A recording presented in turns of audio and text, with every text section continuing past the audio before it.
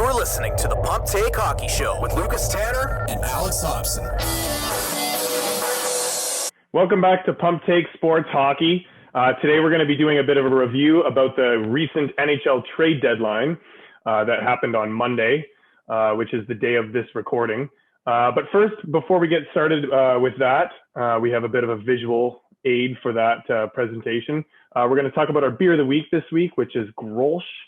It's a Dutch Pilsner, premium Dutch Pilsner.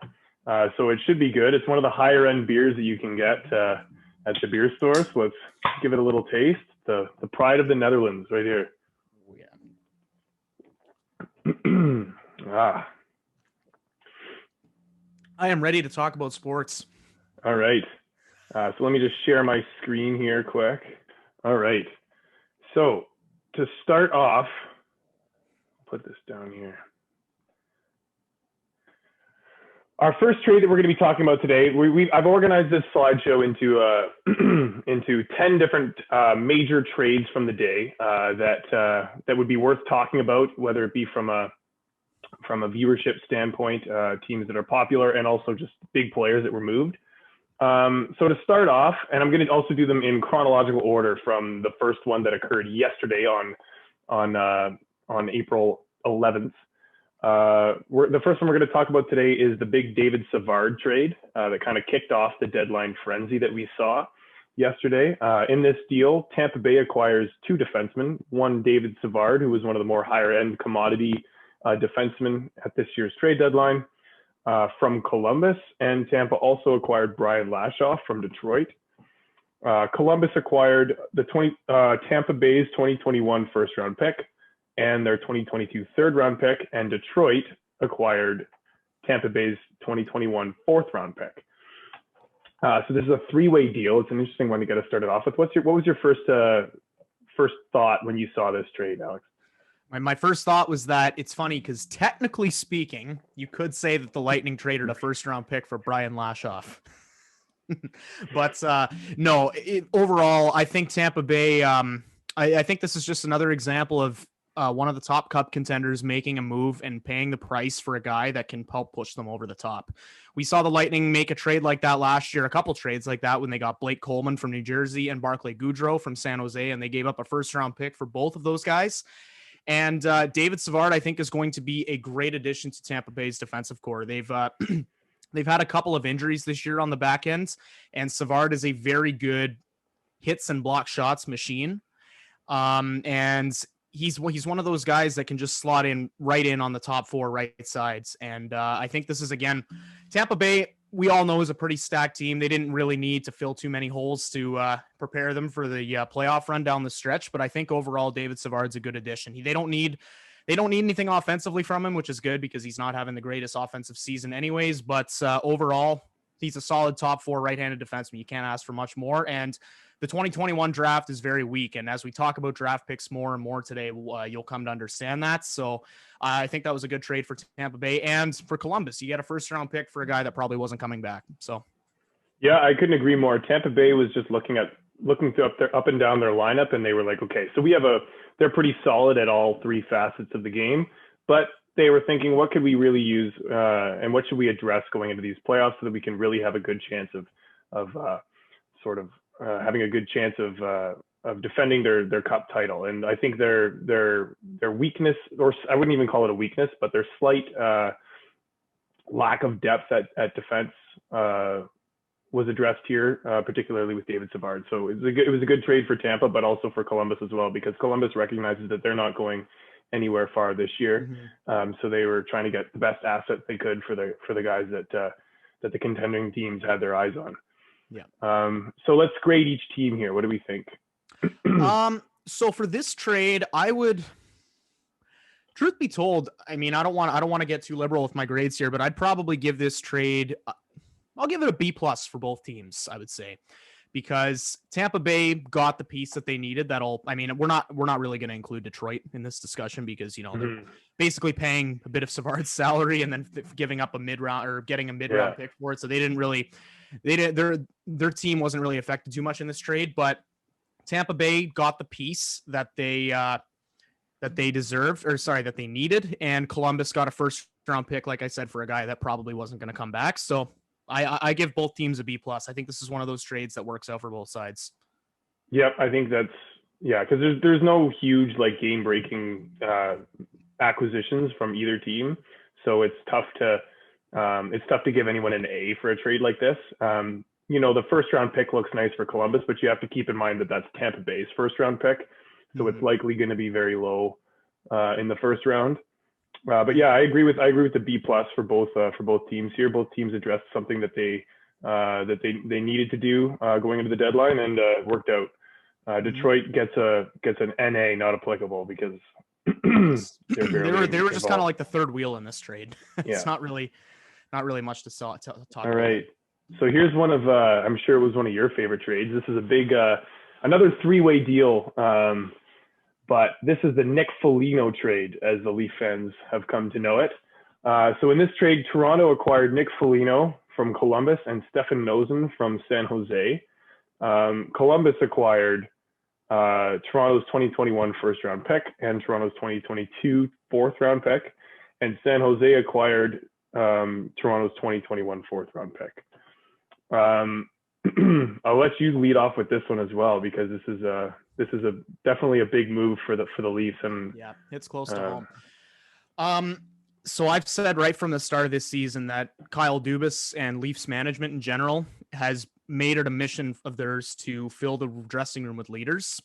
And we see that now. You pointed it out yesterday when we were talking outside of this, that they've now got 4 former captains on their team.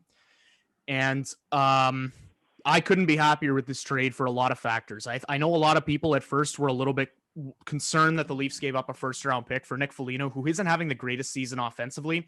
But the reality is, Leafs aren't bringing in Nick Foligno to score goals. And as I said about the Lightning and Blue Jackets trade, this year's draft is pretty weak. And it's a draft year where there's not even really a surefire first overall pick. So I'm not overly concerned about a pick that could end up in the 25th to 32nd overall range in a weak draft class. I think Nick Foligno is a guy who's just got a great vibe around him. And he's just got one of those veteran presences that every locker room could use, regardless of how many veterans you already have in it. And not just Leaf fans, but any hockey fan that watched the Toronto-Columbus series in the bubble last year, the Leafs had more talent than Columbus by a mile, but Columbus came out as the winners in that series. And you know why? Because they had their pedal to the metal the entire time, and they just grinded them to the point where they got tired of them. And that's exactly what Nick Foligno, he was the captain of Columbus last year, and he's been the captain there for a number of years now. And the other part that I like about this trade is the fact that they use San Jose as this third party. Nick Foligno's got a bit of an expensive contract. He's making, I think, $5.5 million or somewhere in that ballpark.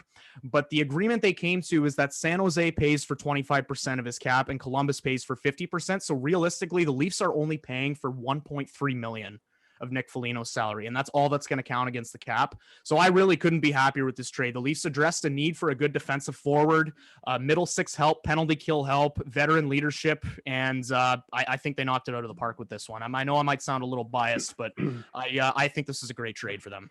Yeah, I couldn't agree more. The Leafs are stocking up on guys that winning teams need to have in order to go all the way, and that is exactly veteran presence, veteran leadership. The Leafs now have 4 players on their team that have at some point throughout their career captained another franchise. That's John Tavares, Jason Spezza, Nick Foligno now, and Joe Thornton. Joe Thornton, of course, yeah.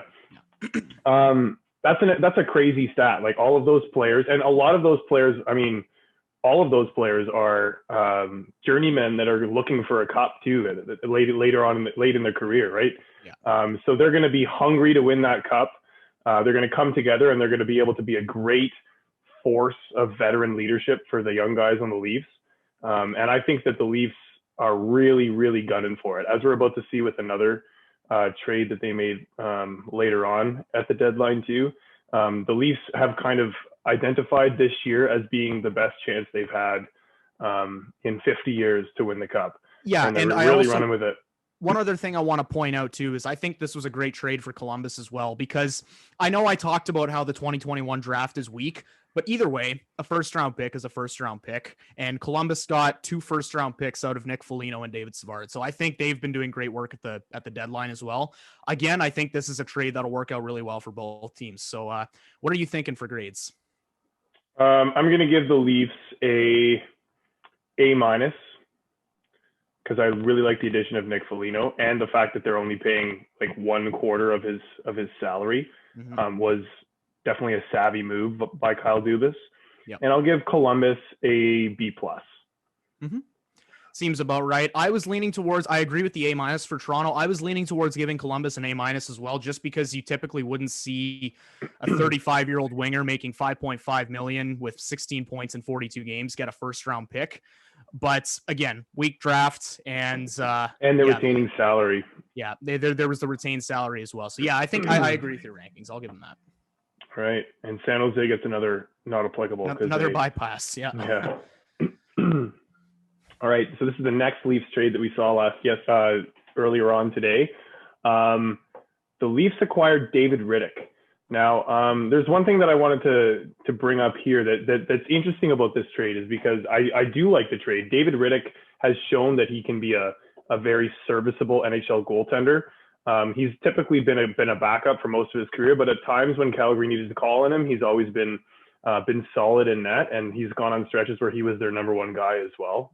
But what this tells me now, particularly, is that the Leafs are likely suspecting that Freddie Anderson is going to be out longer than they may have earlier on originally suspected. So I'd like you to get your thoughts on that as well, as a Leaf fan, because this was a move that I wasn't expecting them to make. Yeah, I wasn't expecting him to make a trade either. If you go back and look at what I've said on every single sports podcast I've been on over the past 3 weeks, or every article I wrote, or any discussion that I've had about hockey and the deadline, I've always maintained the idea that the Leafs are not going to trade for a goalie, because Freddie Anderson, with the way that Sheldon Keefe's been speaking about, and they make it sound like he's probably going to be ready for the playoffs before, at least he had been. They were making it sound like he was going to be ready for the playoffs, probably just before the playoffs started. So maybe like 5 games before, kind of that ballpark. And I figured once he comes back and he's healthy, assuming Jack Campbell's still playing well, then you've got Freddie and Jack Campbell as your tandem for the playoffs. And then Michael Hutchinson, who he's a decent third goalie option. Like he's not going to stand on his head, but he's been better than expected this year. But yeah, I agree with you. The fact that they went out and acquired a proven backup goalie like Dave Riddick, who I'll mention as well, this guy stands on his head every single time he plays for Toronto. So you know what they say, if you can't beat him, trade for him. But yeah, I mean, this gives the Leafs a crazy amount of insurance when it comes to the playoffs. And I did read a quote from Sheldon Keefe today saying that he does expect Freddie Anderson to come back at some point. He just doesn't know if it'll be before or after the playoffs start. So I think that he's changed the tune a little bit of his quote, because he said before it was likely supposed to be before the playoffs started. But now that they're preparing for the possibility of Freddie Anderson not being ready until after the playoffs start, I don't really see too many negatives in this trade. You give up a 3rd-round pick and you get a proven backup goalie, one that's shown that he can stand on his head if you need him to. And now, in a perfect world, if the Leafs make it past the first round, they've got Freddie Anderson, Jack Campbell, and David Riddick in terms of insurance and goaltending. So the point that you made that I want to highlight there is the insurance piece. And here's what I think. I think Kyle Dubas is looking at the outlook of the Leafs season right now, and he says we're pretty comfortably in first place in the North Division. And the state of the North Division right now kind of signifies that the Leafs have a pretty, compared to other divisions and other teams that are in the Leafs like level of contention for the Stanley Cup, the Leafs probably have the easiest path to the Final Four. And that's why I think Kyle Dubas is recognizing that this year is even more so than normal years, the Leafs' absolute best chance of going all the way. Because in the first 2 rounds, they might have to play Montreal and then Edmonton, or Montreal and then Winnipeg. And I'm not discounting the abilities of those teams, because I think Winnipeg and Edmonton are both very substantial franchises that'll be a tough matchup for the Leafs. But I think they're much more flawed teams than the other teams in other divisions may have to play in the second round. So the Leafs are deep from front to back, their entire roster. And I think Kyle Dubas is thinking, this is our year. I'm not going to let an injury or a consistency setback get in the way of us going all the way. And now that they have 3 serviceable goaltenders, because they have their original starter, Freddie Anderson, who's on the injury shelf right now. But then you've also got Jack Campbell, who's on an amazing record-setting run to start off with the Leafs. And then you acquire David Riddick to back him up. The options in net it never hurts to have more than one option in net, and now the Leafs have 3. And I think Kyle Dubas is just trying to acquire that insurance to guarantee that the Leafs are going to have somebody that's going to be able to pick up the slack if one of their goalies falters. Yeah, I couldn't agree with you more. And I think honestly, you're very right in saying that the Leafs do have the easiest path to the cup this year than they would before. And I usually don't like to make that argument because sure, the Leafs have made it a personal goal of themselves to get past the first round this year, because every other year they found themselves going up against the Boston Bruins. And if it wasn't going to be them, it would be the Tampa Bay Lightning. And I'm not a big believer in making that argument, because if you want to win the cup, you have to beat everyone at some point. But yeah, you're right. They're capitalizing on the circumstances this year. And I think if they ever do get to a point where they're playing a team like Boston or Tampa Bay in the cup final, having 3 capable goalies is going to be absolutely huge, especially when you consider that before the Leafs traded for Jack Campbell, their backup goalie position was a massive question mark. And they had to ride Freddie Anderson way more than they probably wanted to.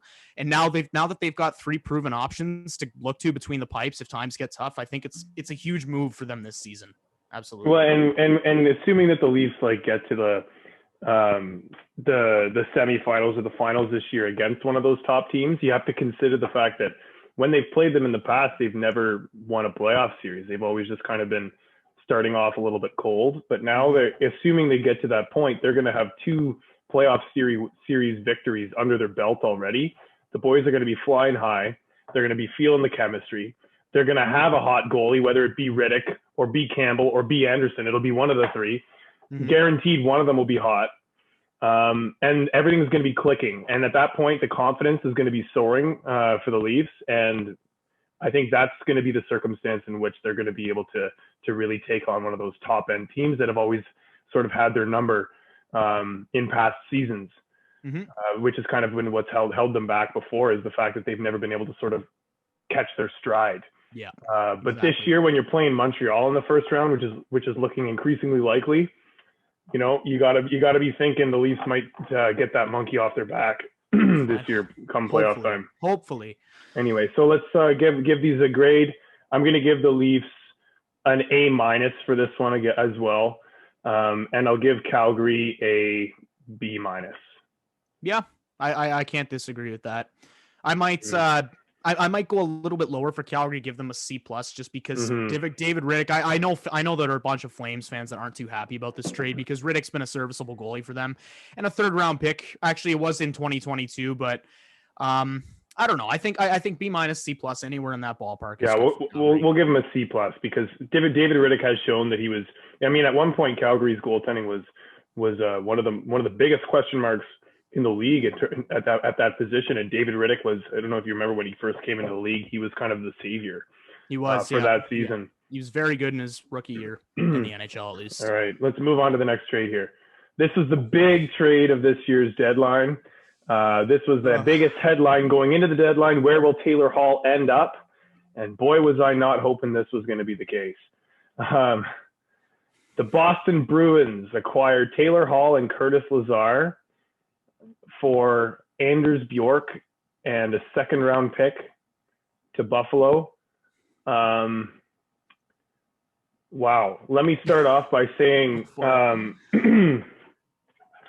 so this seems like just classic, like Buffalo Sabres misfortune. Taylor Hall is a former MVP in this league. And at this point now, I guess, I mean, he's on an expiring contract. He's had a poor season. He's not played well at all this year. Huge part of the reason, in my opinion, is because he's been playing on Buffalo, which hasn't been able to get anything going this year. But unfortunately for that, because of that, they were trading Taylor Hall at an all-time low in his value. And the Boston Bruins got a massive steal in this deal. They got a former MVP for third line or fourth line left wing and a second round pick. Really unfortunate that this is how this little experiment went for Buffalo, because I know they had high hopes going into this season. I know they thought Taylor Hall was going to be a huge acquisition to contribute to their young team that had big hopes going into this year. But unfortunately, it didn't pan out. The Sabres are still at the basement of the league, and they had to trade Taylor Hall for something. The thing is, like the Buffalo Sabres had no choice but to trade him, even if they got a minor leaguer back, because Taylor Hall was going to leave in free agency this year for nothing. So at this point, Buffalo had to just take the best offer they could get and roll with it. Yeah, you know what? It's painful for me to talk about this trade, because what other season are you going to see Taylor Hall get traded for a second round pick and fucking Anders Bjork? Like, that's really all that you have to say. It's it was one of those things where I can't fully blame Kevin Adams, because I do respect the fact that he took a risk at the start of the year. He was banking on the Sabres being a lot better than they were, and I think he was banking on Taylor Hall being a lot better than he was. And I think the fact that he signed him to a 1-year contract shows that he understood that there was a risk there. Instead of signing him long-term, he wasn't fully committed. He didn't know how Taylor Hall was going to work out. He didn't know how the Sabres were going to do this year. So the fact that he kept it at a 1-year contract shows that he knew that there was a bit of a risk. So I can't fully fault him. And the fact that he did get something back for him prevents me from giving the Sabres an F on this one, but it's still just such a lopsided trade. And, you know, Taylor Hall, I mean, if you want to look at it from the other side, I don't ever like casting judgment upon a player based on the teams that they've been on, because I understand that one guy does not make an entire hockey team. But at the same time, you can't really ignore the fact that Taylor Hall has never once been on a winning team. He made the playoffs. Like he didn't really do any. He didn't really make any noise in Edmonton. Got traded to New Jersey. Made the playoffs once there with them. He did win the Hart Trophy that year, but they were bounced in the one time he makes the playoffs. He wins the MVP because of it. Yeah, and they got swept that year. Mm-hmm. And then he gets traded to Arizona, and everyone thinks, oh, Arizona's kind of on the upswing. This is a big trade for them. And then didn't do anything there. And then he goes to Buffalo. Same thing. It's one of those things you can't ignore. Like, every time Taylor Hall goes to a hockey team, they seem to turn to shit. And there's a bit of I don't know, like the Leaf fan of me is hoping that Boston suffers the same fate here. But the reality is, if Taylor Hall finds his game and finds himself playing for a competent hockey team and realizes, okay, now I got to go off, this will end up being a great trade for Boston. But overall, I think there was a lot of it was just Buffalo handcuffing them and handcuffing themselves and putting themselves in a situation where they just had to get something for him. So, yeah. So I think I totally agree with you. Taylor Hall kind of is he's getting a bit of a stink on him now at this point of his career. He's still not old yet. But you're right. Everywhere he goes, teams seem to just not have any success. Mind you, every team he's been on has always been like a team that was supposed to be like on the upswing, but never really proved themselves yet. All Taylor Hall has really proved is that he's not the difference maker for those teams. Boston is a team that's already on a high, that's already a consistent playoff team. So it's going to be interesting for me to see how Taylor Hall can sort of slot into that lineup and play with guys like Pasternak and Marchand and Bergeron. And add sort of some scoring depth to that team. But yeah, anyway, so I'm going to give Boston an A+ on this one, just because they got Taylor Hall, a former MVP, for essentially nothing. Not nothing, but very, very low value. Yeah. And if Taylor Hall works out, that's great for them. If he doesn't, then you lost a second round pick in Anders Bjork. So it doesn't hurt that much. They capitalized on the Sabres when they were at one of their weakest points. So props to them for that. Mm-hmm. And Buffalo, I'm going to give a D, because they did at least get something for Taylor Hall, and they had to. If the Buffalo Sabres would have been one of the biggest deadline losers if they didn't trade Taylor Hall at the deadline. Yeah. Because then they would have been stuck with nothing for Taylor Hall. Yeah, that's just it too. I mean, Kevin Adams, like I said when I was talking about the trade, he bet on himself, he bet on Taylor Hall, and he bet on the Sabres this year. Didn't work out in his favor, but and he's got to fall on the sword for it at this point. But at the very least, he did get something for Hall. So I think that's what prevents the Sabres from getting an F. Yeah, in this so one, get a D. They get a D, I would say. All right.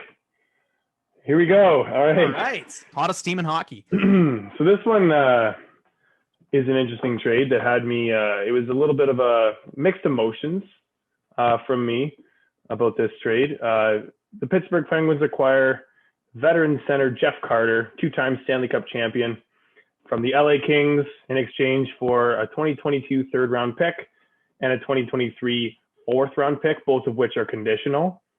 However, they have not released what those conditions are to this point. So that'll be interesting to see what that is to determine like whether or not that'll add some value for the Kings for what they got for Jeff Carter. But overall, I like this. I'm okay with this trade. It's really sad to see Jeff Carter go because he was such a pivotal veteran for the LA Kings during their glory days. I don't know if you remember, but he was acquired mid-season in 2012, right before the Kings went on their first ever Cup run, in exchange for Jack Johnson. Jack Johnson. Yeah, to the Columbus Blue Jackets.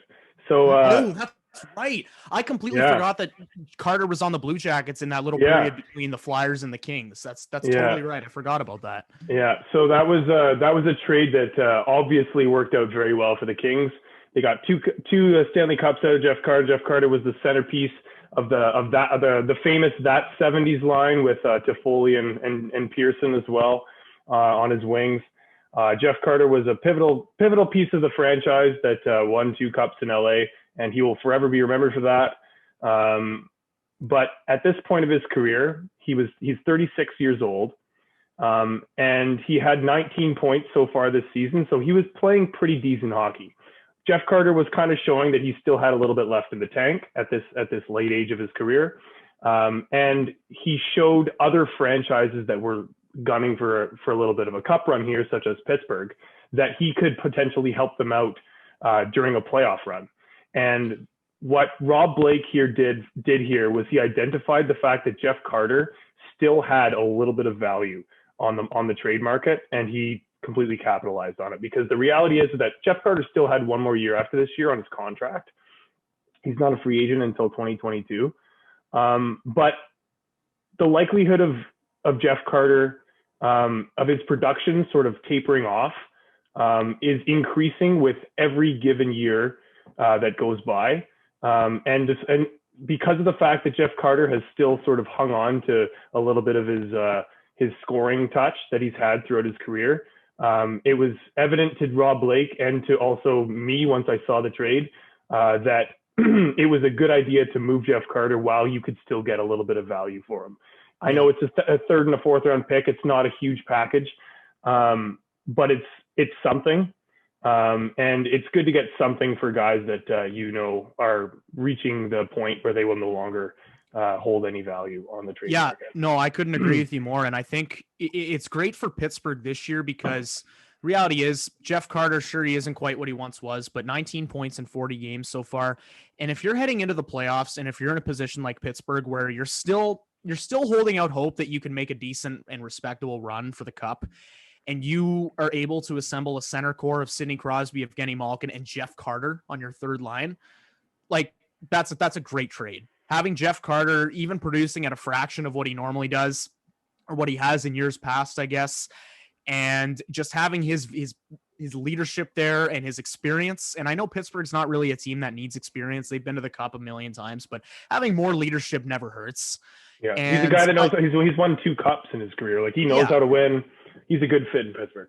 Exactly. And I think you also made a really good point saying that the fact that Jeff Carter has one more year after this year, if the Kings aren't going to be making any long cup runs this year or next year, which is, I know it's as the hottest team in hockey, it's a bit of a tough pill to swallow, but not anymore. They're not the hottest team anymore. But you made a great point in saying it was smarter to trade Carter now, and while he still has a little bit left in the tank, versus holding on to him in next year. And what if next year he turns into a boat anchor and just a contract you can't move at the deadline? Like if there was any time for them to move him, it was right now, and they know they're not going to be competitive down the stretch. And they got something for him. And I you know what? It's hard. It's easy to criticize trades when you just get a draft pick back for a player because you don't know how that draft pick's going to turn out. But reality is Pavel Datsyuk was a 6th round pick. Henrik Zetterberg was a 7th round pick. Like there's a grocery list of guys that you can draft in the later rounds and have them turn into superstars. So 2 kicks at the can here with a 3rd round pick and a 4th round pick. I think that's a good return for Carter. And I'm interested to see what the conditions are on these picks too, because oftentimes what you'll see is those conditions will have something to do with what the success of Jeff Carter is in Pittsburgh, or what the success of the Penguins is for the remainder of the season with Jeff Carter on their team. So it's possible that if Jeff Carter puts up a certain number of goals, or if Pittsburgh wins a certain number of rounds in the playoffs, then those picks might become a 2nd and a 3rd. I'm speculating here, but that tends to be what you often see with conditional picks. Yeah. Anyway, so I'm going to give the rankings. I'm going to give Pittsburgh a B+ for this, because Jeff Carter's a great addition for a contending team mid-season, as we've seen with the Kings in 2012. And I'm going to give the Kings a B- for this trade, because I think they capitalized on an opportunity to move a veteran player that still maintained a little bit of his value. But I also think that what they did get doesn't really jump off the page. Yeah, I don't disagree with either of those. I think we can move on. All right. So this is an interesting trade that I threw in there, because I just think that there are probably a select few Oilers fans that tend to watch our videos and maybe be interested in hearing what we have to say about this trade. Edmonton acquires Dimitry Kulikov from New Jersey in exchange for a conditional 4th round pick in 2021. So Dimitry Kulikov, he was a high draft pick, 14th overall. I think it was in 2012. And Dimitry Kulikov never really panned out in the offensive sense of what he was supposed to when he was drafted. But Dimitry Kulikov is still a big body, and he's a solid defensive defenseman that can play decent minutes, maybe on your bottom pairing or your middle pairing, depending on where you want to play him. And if there's one thing that the Edmonton Oilers can never have enough of on their team, it's defense depth. So I really like this trade for Edmonton, because I think that if there's one thing that the Edmonton Oilers really need on their team right now, it's a little bit of solidification on their back end. Defensemen that they know are going to play, that are going to play a lot of minutes, and that they can rely on to just help out their goalie back there and cycle the puck up to their high-flying offense.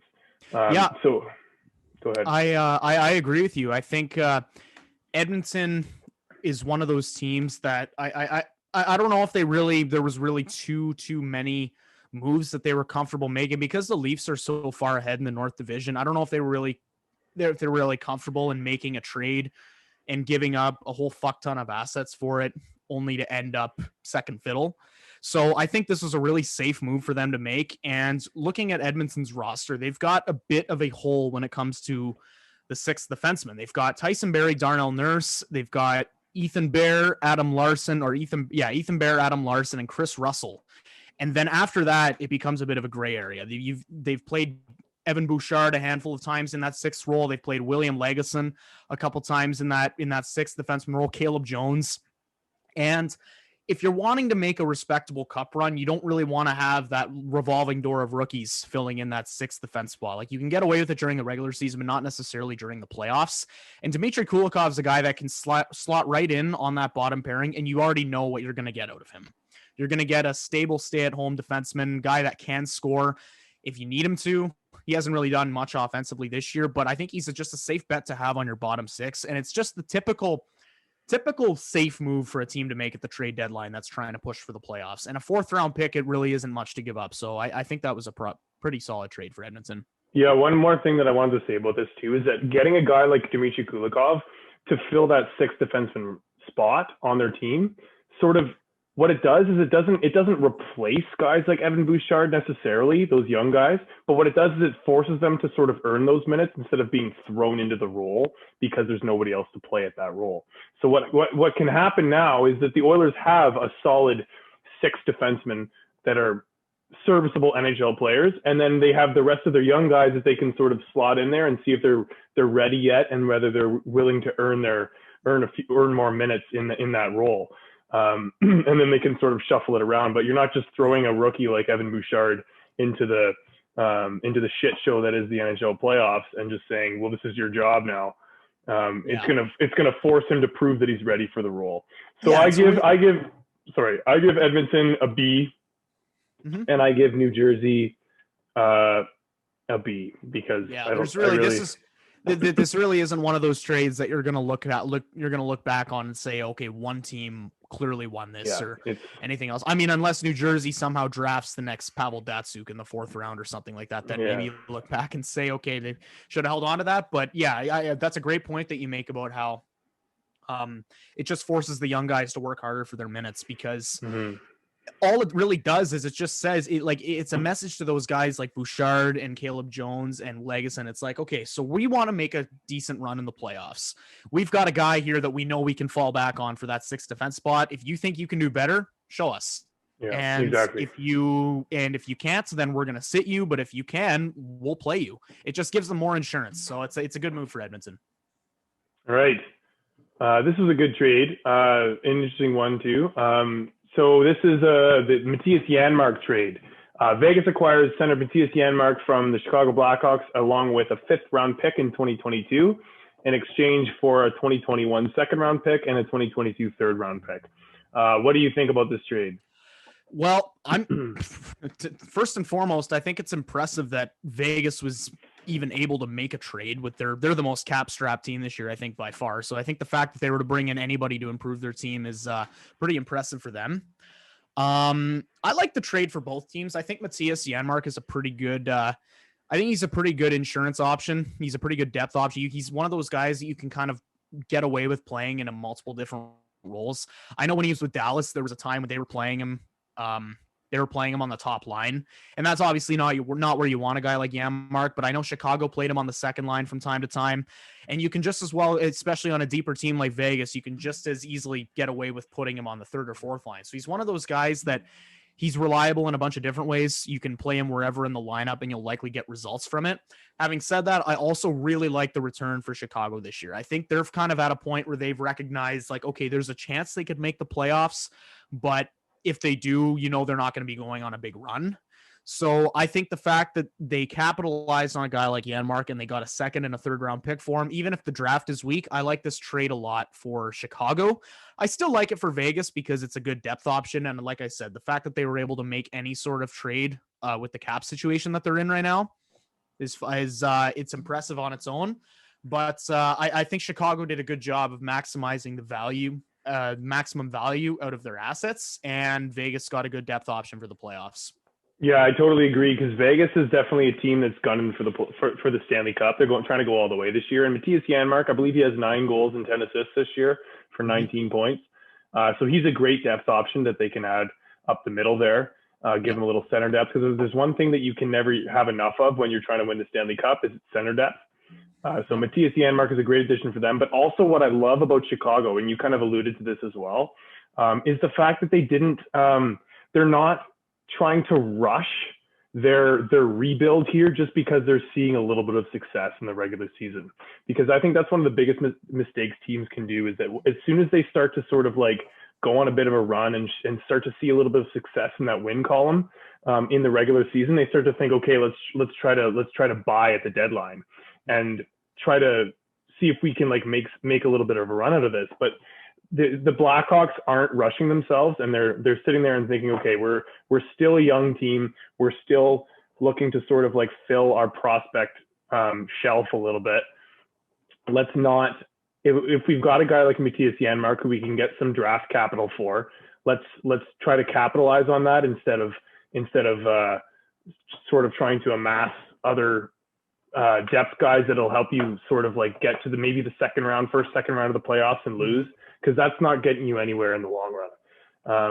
So I'm going to give Vegas a B+, and I'm going to give the Blackhawks an A-. Yeah, I think that's fair. If not that, I was probably going to say B- for Vegas, B+ for Chicago, but we're on the same page in the sense. Yeah, that let's do that. Okay.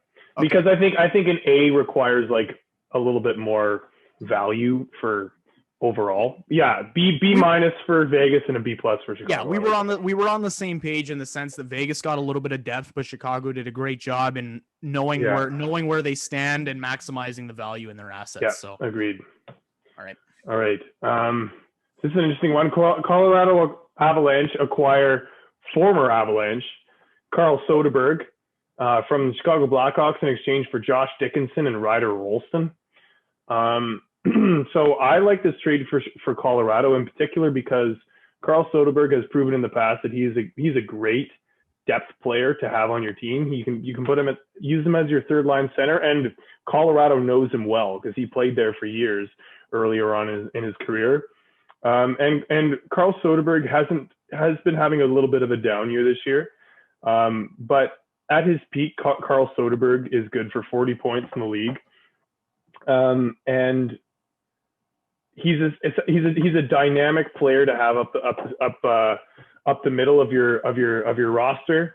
And he's a good 200-foot player. So I really like the fact that Colorado reacquired Carl Soderberg, because they know him well, they know how to use him. And Colorado's gunning for it this year. And they're thinking, who we really miss on our team that would help us out is Carl Soderberg. So they went out and got him. And I like that they had the initiative to make that move. Yeah, I mean, it's a great point you make about how they're familiar with him and they know that he can fit into the system and they know that they can be liberal with where they want to play him in the lineup. This is like, I'm not going to say that this was a nothing trade for Chicago because Carl Soderberg is in the same situation where he is a pending unrestricted free agent after this year, and Chicago got something for him, but I don't think Dickinson or Ryder Rolston are either really any prospects of substance. It's kind of early to make that kind of call for Ryder Rolston because if I recall correctly, he was just drafted this past year. But taking a quick look at Josh Dickinson, he was drafted, I think maybe 2016, 2015, and he's been an ECHL player since then. So it's not really like they're getting much in return for him. I like this trade for Colorado just because, like you said, they're familiar with him and they know what they're getting in him. And it's another piece that could help them towards the cup run. They're gunning for it, like you said. And as much as I think that Colorado probably wins this trade because I think that the effects that Soderberg could have on the organization probably outweigh the effects that Dickinson and Rolston could have on the Blackhawks organization, I still wouldn't call this a bad trade for Chicago because they got something for a pending unrestricted free agent that hasn't been having a great season for them and probably wouldn't have come back in the offseason anyways. So. Yeah, they're taking a chance on two prospects, which is what they should be doing at this point of their rebuild anyway. Yeah. Chicago doesn't need a guy like Carl Soderberg, and what they need is young prospects. So the chances of one of these two guys panning out is better than just letting Carl Soderberg walk for nothing. Mm-hmm. So I'm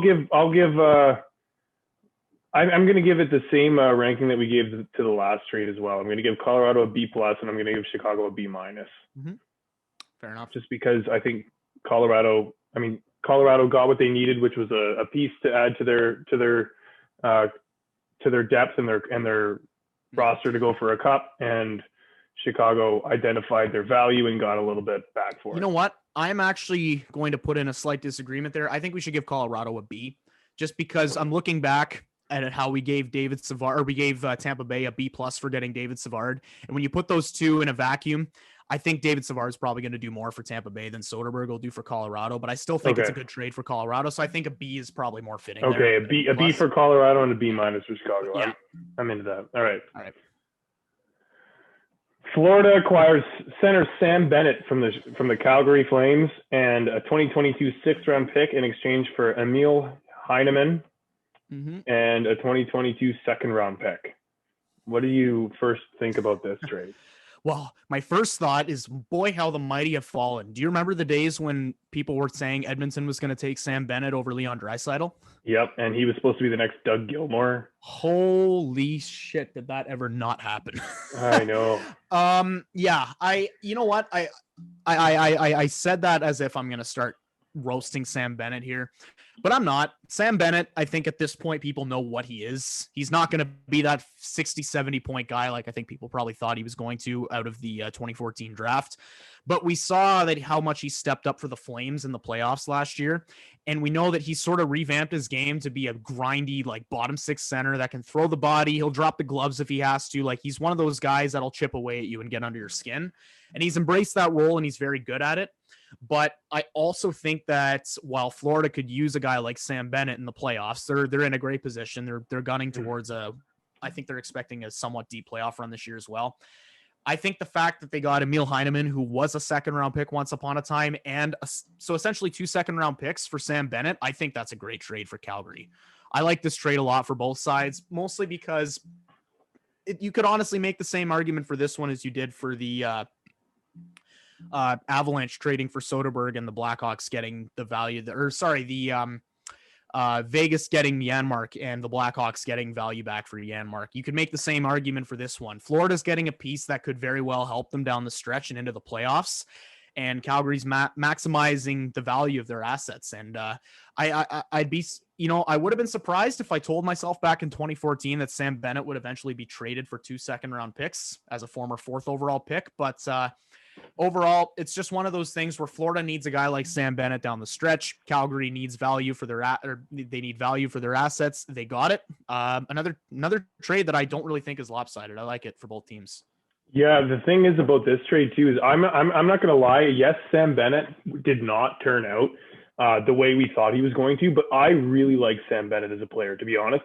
By ignoring where he was drafted and the fact that he did not live up to those expectations, you can focus on the fact that Sam Bennett is a fantastic, grindy, 200-foot player that can really fit in well on a team's 3rd or 4th line and give you great value in a role like that.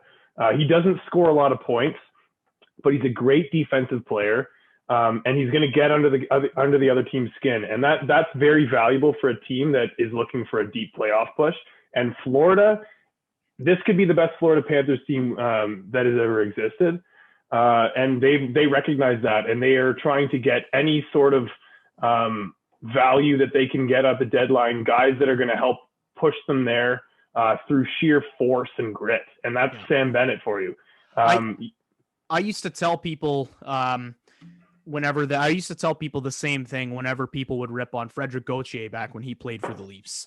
If Freddie the Goat was drafted not at 21st overall like he originally was, if he was drafted in the 5th or the 6th round, nobody would have any issue with him. And I think it's the same thing here. Bennett's obviously a much better player than Freddie Gauthier is, but it's the same thing. If Sam Bennett was drafted in the late 1st round, or if he was anywhere beyond the 1st round, people would be loving him. And he has established himself as a great bottom 6 player, a guy that can really grind you and tire you out. And I do like this trade a lot for Florida. And like I said, I also really like it for Calgary because I think they maximize 2 second round picks for Bennett is at this point in his career. I think that's a good trade for him, for Calgary. Yeah. So I think I'm going to end this off by saying, I think I'm going to give Florida an A- because I like what they're thinking. And I honestly do think that Sam Bennett has a little bit more offensive potential that's still in there somewhere, that hopefully in a new situation he can sort of tap that a little bit. So I'm going to give Florida an A-, and I'm going to give Calgary a B+ because I think both teams capitalized on an opportunity very well. I think that's a fair trade. Fair grade to make, not fair trade. My bad. All right. And this is our last trade of the day to talk about. This was the last trade of the deadline. It came through after 3:00, but it would have been filed by the NHL before 3, obviously, as those are the rules. This was one of the biggest trades of the day, not including the Taylor Hall trade that happened late last night or early this morning, I guess, at about 12:30. But this was quite the trade that had me very surprised and doing a bit of a double take at my phone when I got this notification. So to summarize it, Washington acquires right wing Anthony Mantha from the Detroit Red Wings in exchange for left wing Jakub Vrana, Richard Panik, a 2021 first round pick, and a 2022 second round pick.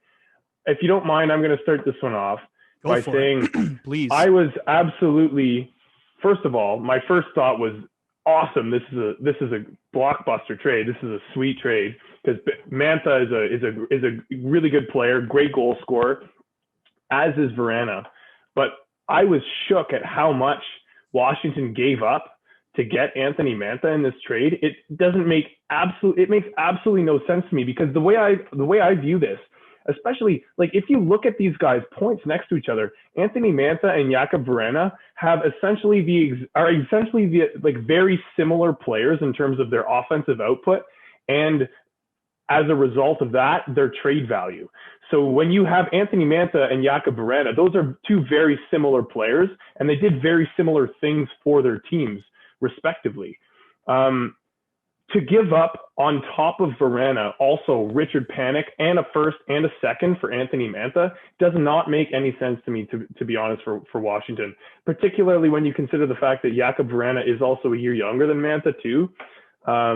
So I don't really see what they were trying to go for here, to be honest. Anthony Mantha, the one thing I will say is that Anthony Mantha is a bigger player than Jakub Vrana. He plays a little bit more of a physical game. So maybe Washington was trying to sort of add a little bit of grit to their lineup going into the playoffs this year. But I don't know if you want to give up Panik a first and a second just to get a little bit extra grit, because Jakub Vrana and Mantha are both very equal in terms of what their game style is and their offensive output on a yearly basis. You know, you couldn't have said it any better. I don't understand what is in this trade for Washington, because like you said, you look at Vrana's stats, his career trajectory next to Mantha's career trajectory. They're pretty much like, they put pretty similar totals up. Mm-hmm. And Vrana is having a better season than Mantha is this year. Vrana's got 25 points in 39 games. Mantha has 21 points in 42 games. Understand points don't tell the entire story. Like you said, Mantha is a little bit more experienced and he plays a little bit more of a physical game. But that's what, like we're talking, like the way I'm talking about this right now, you think that we're analyzing this trade as if they traded Vrana straight up for Mantha. And then you factor in that they threw in Richard Panik, they threw in a first round pick, and they threw in a second round pick. Like, I don't know what was going through, who the hell even is the Caps GM right now? Brian McClellan, I think his name is. Mm-hmm. What was going through his head to think that you would like sure, Mantha's a good player, but to give up one of your better producers, give up 2 high draft picks, and Richard Panik, who's known to be a solid depth scorer. Yeah, the thing that I wanted to say about Richard Panik too is, like, the guy is anything but consistent. He is extremely inconsistent, but he's a skilled player. He has speed, he has good hands, and he's a skilled player when needs to be, and he's known to put up some highlight reel goals at times. Sorry, continue with what you were saying. No, I just wanted to say that about Panik. I wasn't really. Panik has value too. He's not just the shit throw-in that they were like that's overpaid or something. Like Richard Panik is like a solid depth player to have too. I wasn't going to say too much after that anyways. I don't understand this trade for Washington. I mean, unless they know something that nobody else does about Anthony Mantha and they really think that he can fit into their system and be a pivotal part of their cup run this year, I don't understand why they're if I simply put, if I was a Red Wings fan, I would be ecstatic about this trade. You're getting a former first round pick who's younger than Anthony Mantha, who is producing. You're getting another first-round pick. You're getting a second-round pick, and you're getting Richard Panik, who can, like, for a team like the Red Wings, you put him on the third line, second line, even if you want. I guarantee you he'll score a couple goals for you. Yeah, and but he's not good enough that he's gonna hinder their rebuild or their tank this year either. He's good enough that he'll put up a few goals and be a little bit of an exciting player, but he's not gonna win you too many extra games than you would have won already. So. Did the exact same thing for the Leafs in like 2014-15. He was on the Leafs at one point and he played the exact same role. I remember that. Yeah.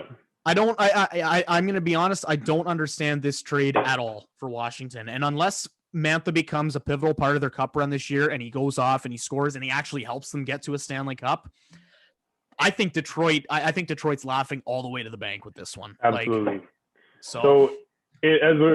In conclusion, I'm going to give Detroit an A+ for this trade because I think they got way more value than anyone would have ever suspected they would get for a guy like Anthony Mantha.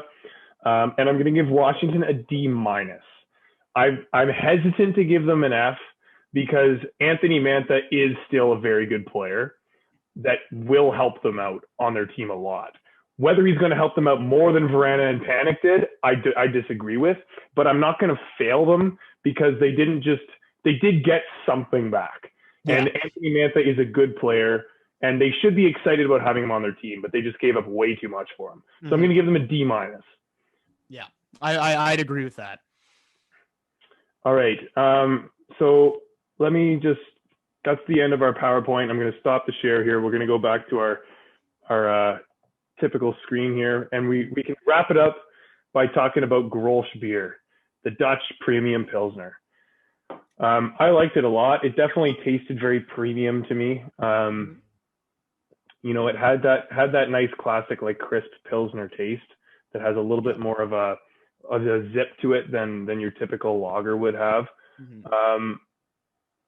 It's an expensive beer as well. I think should be pointed out, but I'm gonna give Grolsch a 7 because I enjoyed it a lot. What do you think? Well, if you've watched any number of these videos, our videos that we've done on here at Pump Take Sports, Pump Take Hockey in specific, you know that I am almost exclusively a lager guy. I do enjoy my my Pilsners every now and then, and Grolsch cracks the top 3 for my favorite Pilsners. It's usually either that or Steam Whistle for me. Still not like I like Pilsners, but it's not my go-to beer. I'm going to give it probably a 6. I enjoyed it. Nothing to complain about. I'd get it at a restaurant.